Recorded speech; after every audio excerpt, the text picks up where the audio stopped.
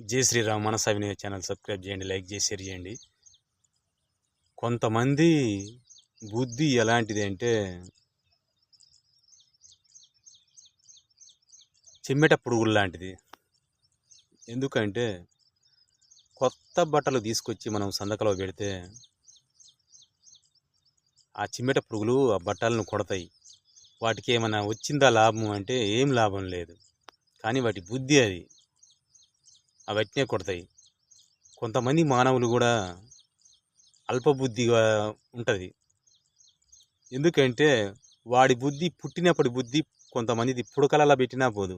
అంటే పుట్టినప్పుడు బుద్ధి సచ్చిందాకా అదే విధంగా ఉంటుంది. వాడు ఎన్ని అవమానాలను ఎదుర్కొన్నా కూడా ఒక శకున్ లాగా ప్రవర్తిస్తాడు.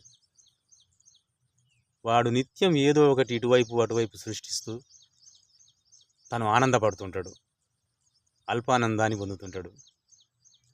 ఆ ఆనందం ఆయనకి ఎంతో సంతోషాన్ని ఇస్తుంది. ఒక పక్కంగా